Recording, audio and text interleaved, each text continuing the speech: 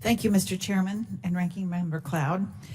Mr. Monsees, yesterday in our hearing with public health experts, we heard about how important non-combustible e-cigarettes can be to help adults quit smoking. What is JUUL's relative success in getting adults to quit? Yeah, Congresswoman, there's a number of different studies that show that speak to the category in general. There's the New England Journal of Medicine shows a 2 times more higher likelihood of quitting compared to once consumers use e-cigarettes. There's a Rigotti or tobacco control study that shows a 77% increased correlation in quitting. And in the journal Addiction, which is a survey data of close to 19,000 smokers, that's also associated with nearly double the odds. Now, all of these studies look at the category in general, and what you asked in particular was how well JUUL does. Well, traditional nicotine replacement therapies, which are the generally regarded as the gold standard for tools, right, for quitting, those are nicotine in a patch or a gum form, typically. And the efficacy rates on those hover just below about 10% or so. JUUL, now we ran a very large study of JUUL consumers, ex-smokers who had picked up JUUL, and looked at their usage on a longitudinal basis, which is usually the way that we want to look at this in a sophisticated fashion.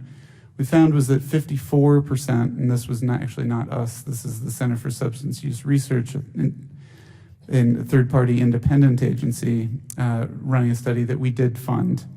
And what we found was that after 90 days, 54% of those smokers had stopped smoking completely for a minimum of 30 days already. And the most interesting part of this study is that if you follow out further to 180 days, that number continues to go up dramatically. And that's quite the opposite of what happens with traditional nicotine replacement therapies. I think we can all agree that it's important to keep these products out of the hands of underage youth, while also ensuring that they are available to adults who would like to quit smoking combustible cigarettes. JUUL products can be bought both in a store and online, is that correct? That is correct, although the kinds of JUUL products that are available still at store are very limited in scope. When an individual buys a product in a store, what are the steps that they have to go through to ensure that they can purchase the product? When a consumer buys the product online, first of all, it's only available via JUUL. If you find the product available on a different website, then it's an illicit product, and no one should purchase from from anywhere else online. Now, these sorts of sites pop up constantly now. It's been a tremendous effort for the company. We take down tens of thousands of these websites selling illicit products that do not have good quality control standards and are breaking the law in a number of different ways. When you come to our website, what you find is we don't just ask you your age. We actually register you as a user of age. So what we will do is, first of all, check your ID. So you'll do an ID scan. We'll run that and make sure that that person who exists is of valid age. Now, we don't end on that one.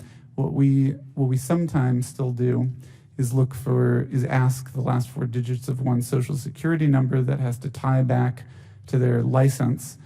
What we've started to do, and this is even much more sophisticated, is actually use 2-factor authentication in nearly all circumstances, and that means that that user has to enter both their name and phone number. That has to match up with their driver's license.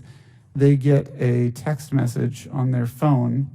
That phone is registered, right, and has a credit check run when you register that phone to the individual, not just to a family, that verifies exactly who that person is and what age they are. And those credit checks are public. You use public records, sort of akin to what you would check when you're looking for a loan if you're going to buy a house. Okay, I think I'm out of time, aren't I?